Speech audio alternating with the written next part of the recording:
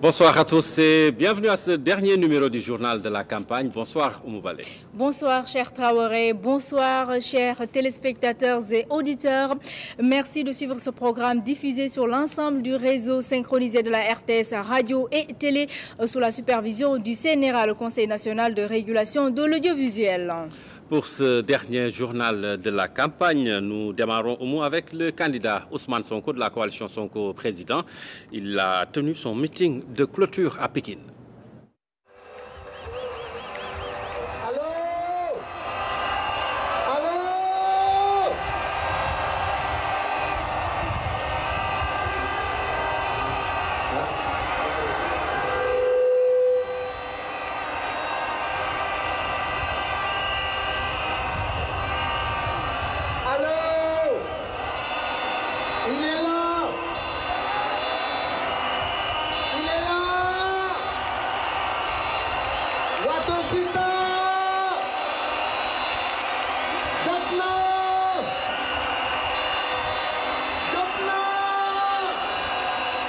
ñun bokku ñok ñi tok ci ay milliards yoo xam ne yéen ñëpp xam ngeen fu mu jógee te bëgguñu benn lobby nekk suñu gannaaw ba ëllëg mu war am fu ñuy njatt di ñu defloo wala di exiger moo tax dañ cee demee suñuy pexe bopp li néew lu ñu am ñu yemale ko ci loolu waaye yàlla may nañu ci suturam ñu def campagne bu mucc ayib am ci loo xam ne nit a ngi def ay milliards ci campagne bi te amu ko ndax lii ñu am fii Pikine de xam ngeen ni Macky Sall mënu ko am est-ce que yéen ñi fi teew am na kenn koo xam ne dañ laa jox 2500 wala 5000 wala ñu dig la lii nag mooy mobilisation patriotique mobilisation conviction mobilisation boo xam ne bëgg réew moo ko fi andi.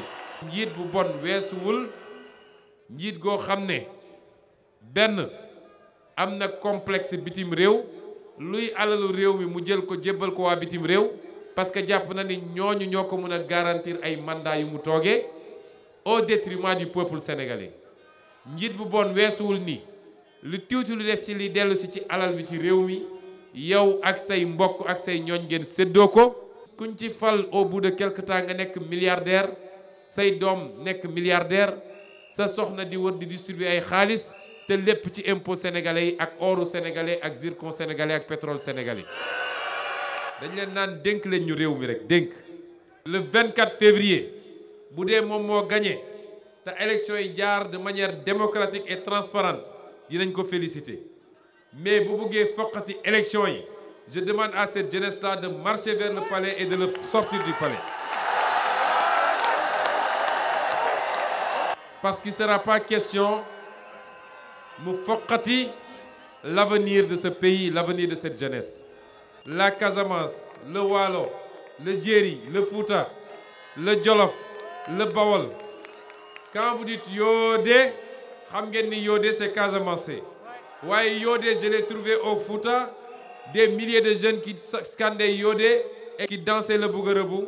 Loolu dafa wane ni cette candidature fédère les Sénégalais dans ce qu'ils ont de plus essentiel, dans ce qui les unit, mooy ce commun vouloir de vivre ensemble. loolu boo doon na premier facteur bi tax ma ne leen on va gagner cette élection. Deuxième facteur bi mooy xam nga nax sa bopp yomb na. Nous avons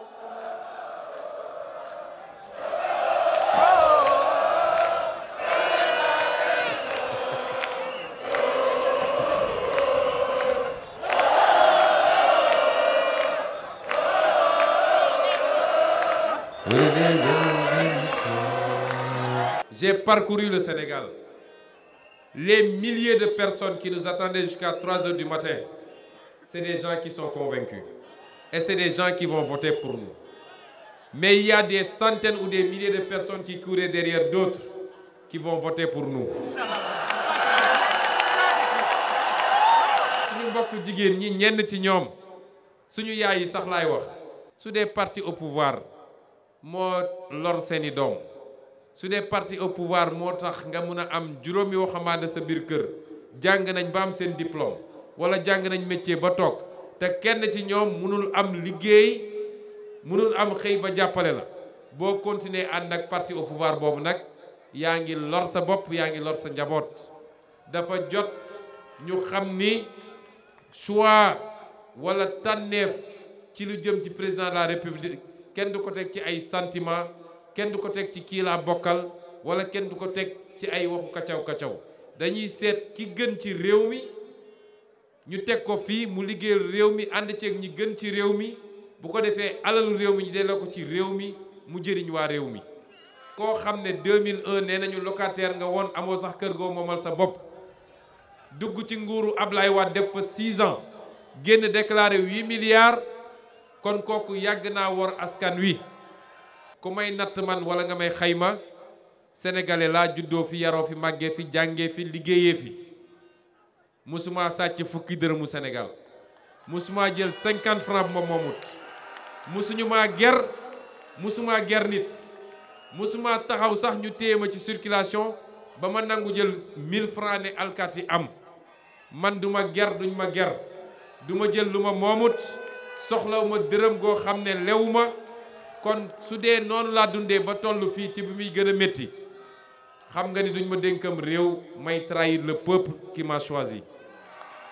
kon gars yi moom dalal seen xel ñun soxlawuñu dara ci politique su dee dénk nañ ma février 2019 bii j'aurai moins de 45 ans su ma defoon sax ñaari mandat bu may pare sama ñaari mandat j'aurai moins de 55 ans su neexee yàlla. te nag fas yéenewu ma génn réew mi de la may ñaan yàlla mooy gannaaw bu ñu dénkee ba ñu def suñuy mandat Sénégal yépp génn daal di def satisfecit kontaan ci li ñu liggéey ñaanal ñu nga dellu dëkk fa nga dëkkoon di génn di dox say soxla di dem ci jàkka yi di dem ci kër yi foo romb mën a xool nit ñi ci bët ak bët. Allons voter massivement, mettons un terme à ce système de prédation, de corruption, ce système antipatriote et mettons en place un nouveau système ensemble et travaillons à changer, à transformer ce pays. Je vous remercie. Li jot na. Nous en venons aux activités du candidat Madické Niang de la coalition Madické 2019.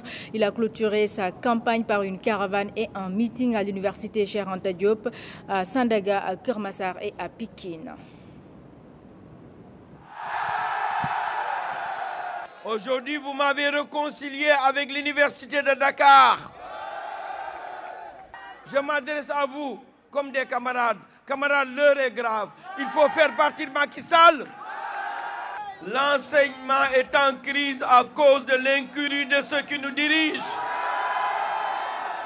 C'est pourquoi je me propose d'abord de pouvoir faire revenir la généralisation de la bourse ou de l'aide.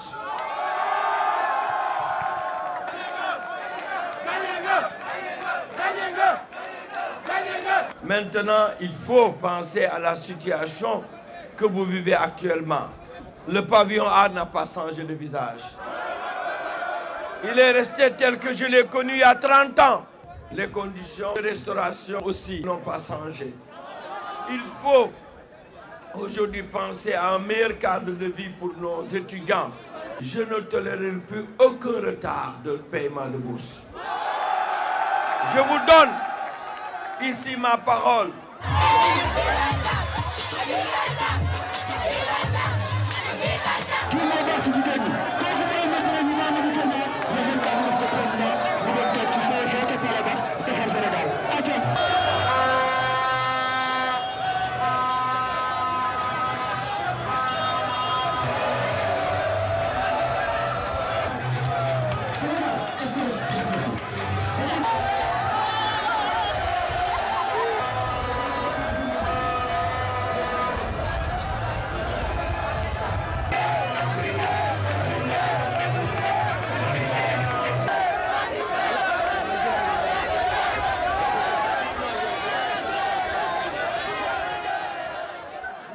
nuyu naa leen waa Keur Massar bég naa ni leen waa Keur Massar jàppaleen sama projet de société da ngeen si am cër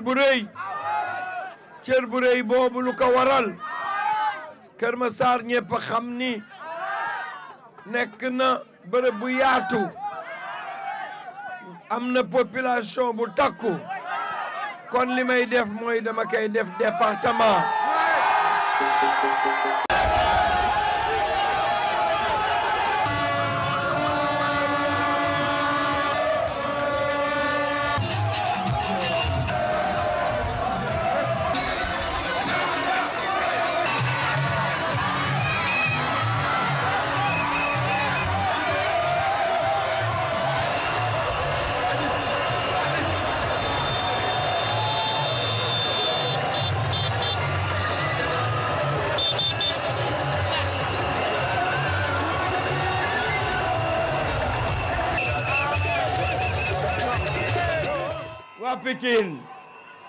waa Pikine sama xol fees na ndax bég naa lool aw ma seen fay aw ma fayu Sénégal fu ma dem ñu wan ma seen bopp kon man li may def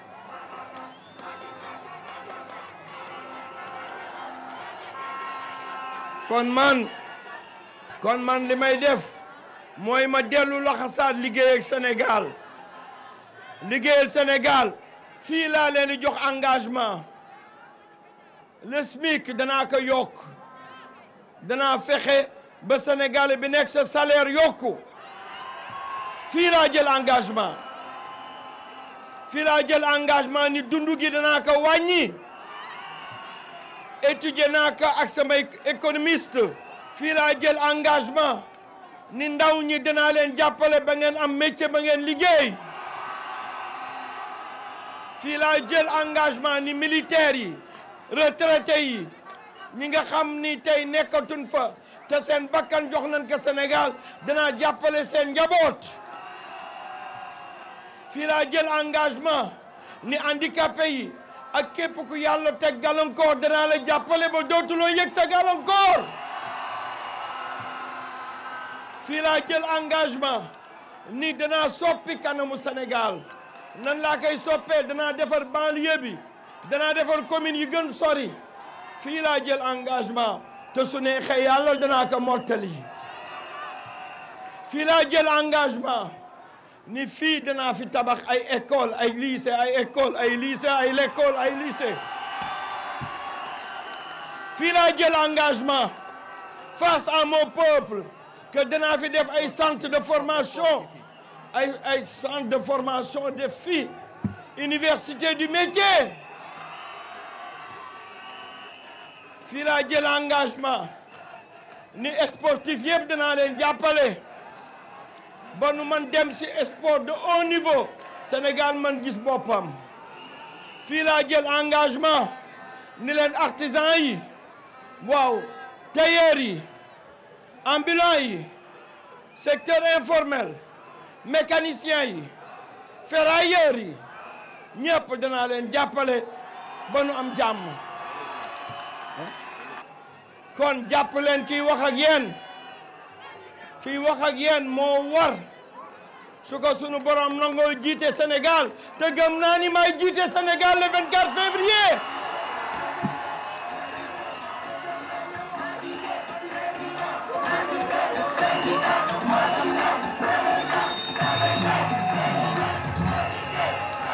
lii gars yi jarul nu dem élection gars yi nanu nangu ni Madické biñ doon wax candidature am dafa tardé Madické bi nga xam ne am na parrainage ñenn ñi jaafuur di wax fan la parrainage bi jugee tey peuple bi wax leen ni ñii Madické mii ñoo ko parrainé nanu nangu ni ñàkk nanu élection yi nu jox ma présidence bi gagné naa Madické Niang président moom la ñu wax ñun moom la ñu wax kon yes. Le candidat Macky Sall de la coalition Benno Bokk Yakaar, il était en caravane et en meeting à Dakar. Je propose une véritable politique de jeunesse fondée sur des acquis et des outils pour l'employabilité des jeunes, puisque la jeunesse constitue la majorité de notre population.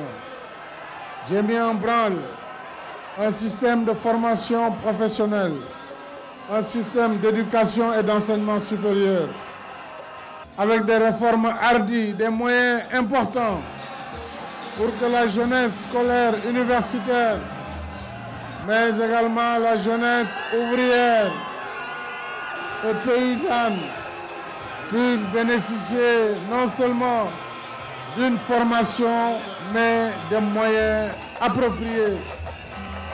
Au total, la région de Dakar aura eu 8 milliards en une année et 30 milliards pour toute la jeunesse.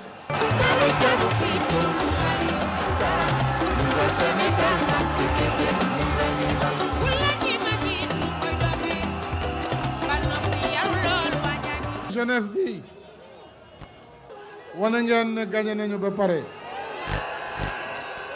Je suis fier de vous, content de vous. Jërë ngeen jëf. Jërë ngeen jëf. jigéenu Sénégal la bëgg a waxal ndax seen njàmbaar, ndax seen taxawaay, yéenay yaay, yéenay soxna yi, yéenay doom yi jigéen ñi, yéenay jàppale njaboot gi. lii moo tax sama politique sociale ma jiital ci jigéenu Sénégal. xam naa bu baax a baax seen taxawaay dans les familles. maa ngi koy seet ci sama yaay bi ma jur. xamoon taxawaayam pour jàppale njabootam, pour yar ay doomam. loolu la jigéenu Sénégal yépp di def.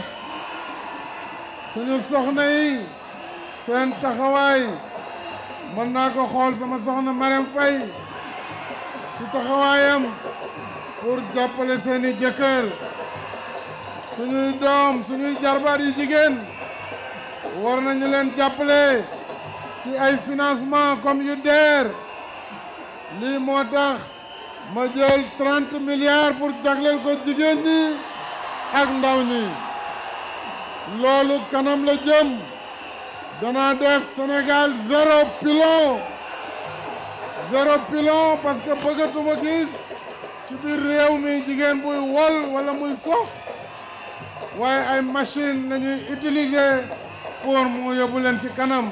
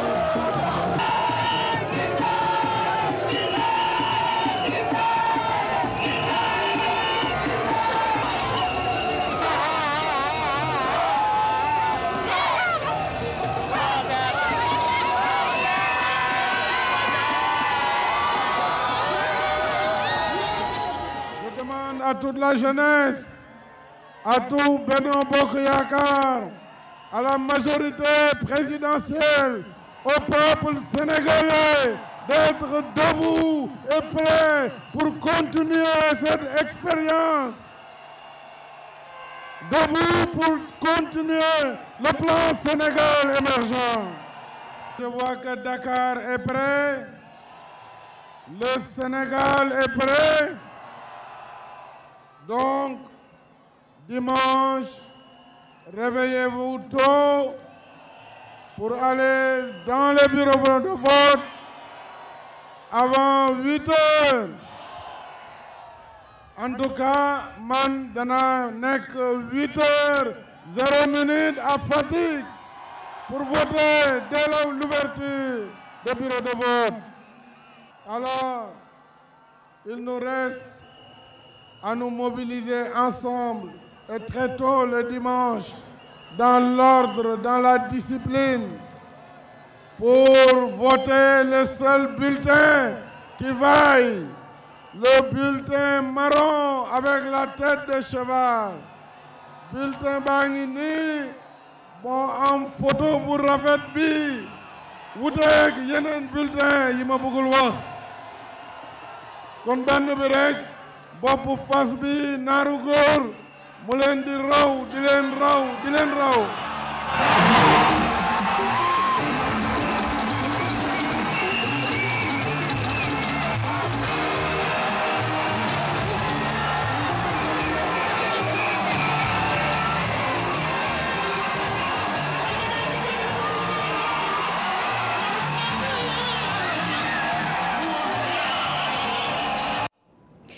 Place au candidat El Hadji Sall du Parti de l'Unité et du Rassemblement Pur.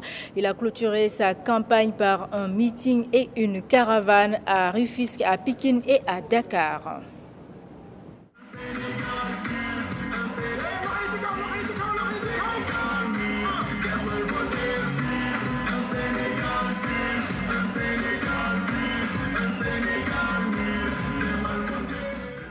waa Sénégal ñi nekk ci biir réew ak ñi nekk ci bitim réew lu mat presque ñaar fukki fan a ngi nii ñëw wër réew mi yépp dëkk lu mu ruqe defe naa ñi ma àndaloon warañ koo mën a seede lu dëkk ruqe dem nañu fa pour nga dem nag ci dëkk ruqe yi lu ci bëri doo jaar ci tali bu ñuul yaa ngi jaar ci rang-rang bi ñu wëree Sénégal yépp nag constat bi moom benn la tawatu Sénégal nag du lenn lu dul boo feebaree doo mun a faju hôpital dafa mel ni amu fi benn te hôpital bi amul équipement yu doy amul fajkat yu doy di nga dem ci région lëmm waxuma département de doo fa fekk benn spécialiste région lëmm laa wax donc ngeen xam ne paj mi sooxe na Sénégal yépp dafa mel ni dafa enclavé di nga dem ci département boo xam ne daanaka amul tali boo demee département Goudomp am na as tali département Guinguinéo li ko dalee Bac Samba Dior benn Guinguinéo foofu rek moo fay tali te ñaari exemple yooyu moo valable ci 45 départements yi ba ci département bii ñu ñëw muy département Rufisque dañu jël li ñu amoon yépp ci koom yemale ko fii Diamniadio réew mi boo fi duggee da nga gis ay xale yore seen saak nga leen gis ñuy dem doo gis dara lu leen wër ndànd foy rek ngay gis nga ne waaw xale yi fan la ñu jëm ak seen saak yi ñu ngi dox lu mat 10 kilomètres pour jàng ay xale yu tuuti sa yaram dafay bëgg a daw te yemul ci xale yu tuuti yi da ngay gis xale yi nga xam ne ñoo nekk ci njàng mu kaw bi muy université lu toll ni université di temple du savoir nga xam ne da nga fa war a dem teewlu teeylu taataan xam-xam déedéet université yi fi nekk boo fa bëggee jàng te amoo banc boo bokk wala mool boo yore boo demee doo am place ci amphithéâtre yi te loolu jaaduwul jàngalekat yi matuñu nee nañ feek ñaari at université yu bëri ci Sénégal dootuñ am jàngalekat yu xereñ parce que genn wàll gi yëpp dina dem retraite. réew li ko yore mooy béy ak sàmm ak napp. ñett yooyu boo ko génnee ci réew dara desatu fa. béykat nag bu sañoon bu béyee mun cee rënd wante mun coo jaay. bi ñu waree Sénégal dañu seet ne gerte gi ñu béyoon ren dara jaru ci ba fii may wax ak yéen gerte gi dafa lamb gerte gi jarul. gerte nag bu fekkee ne dafa lamb te jarul ña nga xam ne loolu mooy seen liggéey boo moytuwul xiif dina leen sonal. il faut nag ñu waxante dëgg réew mi xiif am na fi wante boo ko waxee ñi ko yore mer. métti du ci réew mi nit ñi dañ na dootuñu yar jur parce que yar jur perdre sa temps la.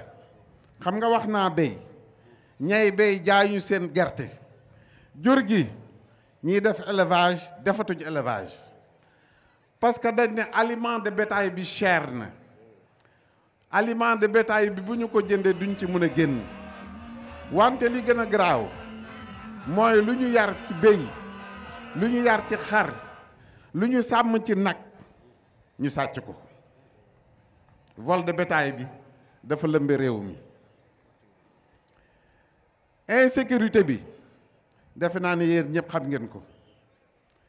fii ñu nekk nii bu nekkutoon làmp yii ngeen taal bu ngeen ko fayoon rek ak seen portable yi dafay lëndëm kurus. te dëkk bu lëndëm nag dëkk bu am insécurité la.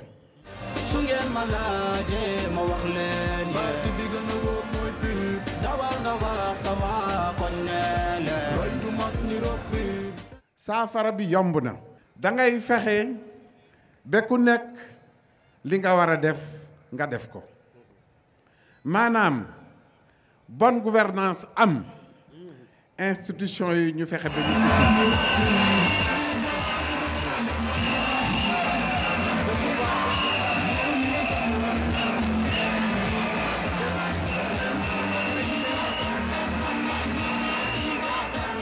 xaabaabal fu nekk mu dugal fa loxoom.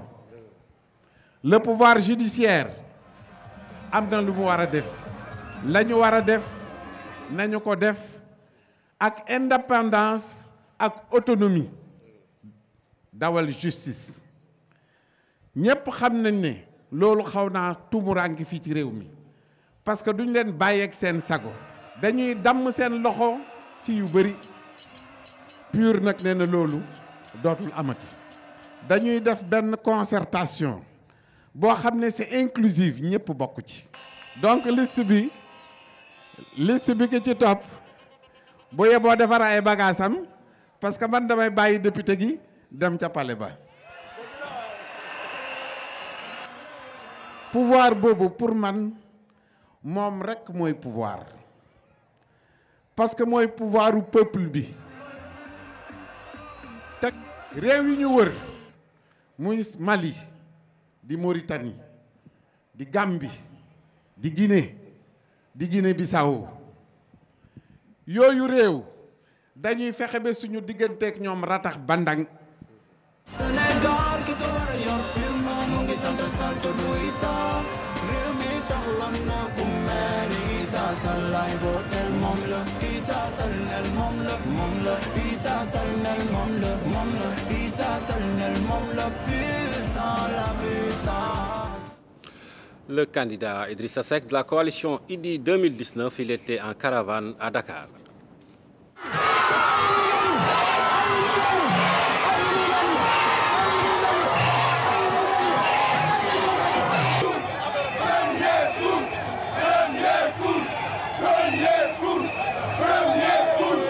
Assalamu aleykum mbokku Ndakaaru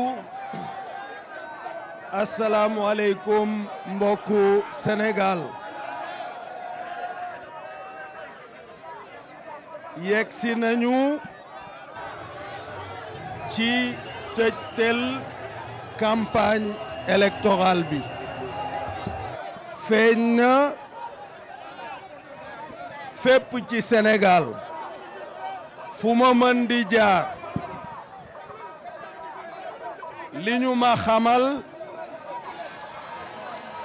mooy ni ñu yore Sénégal juróom-ñaari at yi weesu neexu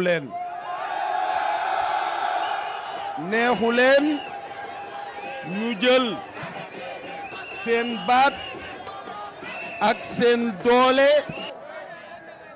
ak seen alal au lieu ñu saafara ko seeni soxla moom mu jël ko di ko xeexe ay adversaire politique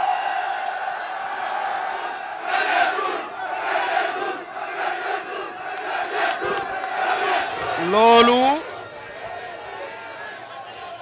jàpp naa ne leer na nañ puisque population Sénégal en particulier jeunesse su Sénégal nee nañu soxlawuñu dem deuxième tour dès le premier tour la ñu bëgg changement intervenir fii ci Ndakaaru sama xel sama xalaat ak sama xol yépp dafa daj sama doomu ndey sama xarit Khalifa Ababacar Sall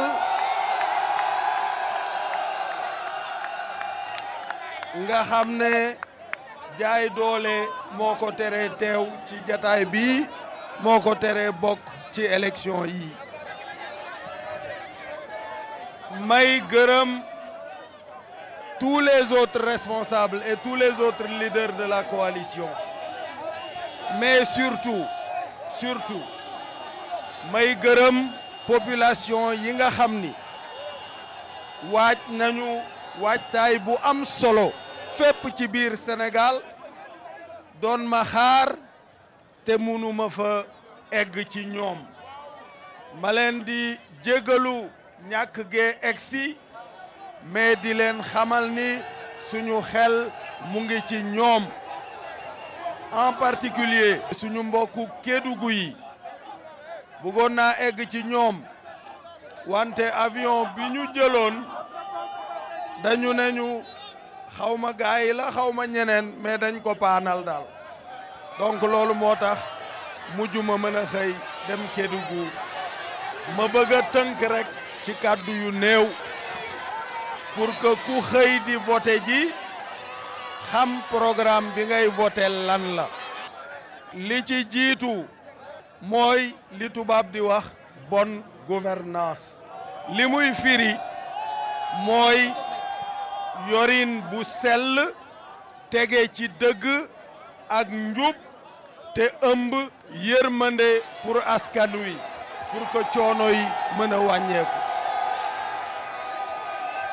institution yi ñu teg ko ci yoon li président di doxal mu doxal ko li assemblée di doxal assemblée doxal ko justice bi jaar ci yoon kenn bañ koo jëfandikoo pour jaay doole ñaareel bi koom-koomu réew mi ñu dugal ci loxo doomi réew mi waajal leen jàppale leen dooleel leen moo xam marchand ambulant yi la moo xam artisan yi la moo xam commerçant yi la ñu dooleel leen jàppale leen ba ñu mën a yore koom-koomu réew mi li ëpp ci alalu réew mi des ci loxo doomi réew mi ñetteel bi mooy kaaraange gi may rendre hommage à nos forces de sécurité et de défense muy armée police gendarmerie di leen xamal ne li aju ci l'amélioration de leurs conditions sera au cœur de notre politique de défense et de sécurité wante défense boobu ak sécurité boobu dafa jëm ci aar askanu Sénégal dafa jëm ci doxal dëgg fexe ba population yi ak seeni alal ñu mën ko aar ni mu ware fexe ba réew mi jàmm di fi dox dëgg di fi dox.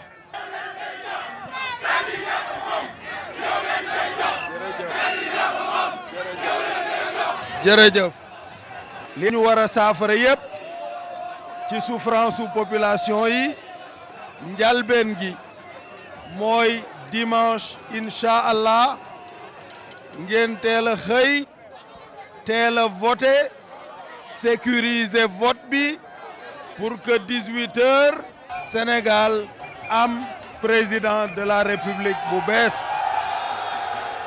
dégg nañu li ñu population yi wax à travers la campagne électorale dinañu ci bàyyi xel les dépenses de prestige seront annulées et les dépenses consacrées aux populations seront totalement prioritaires. sant naa leen gërëm naa leen et bonne chance bonne élection inch'Allah.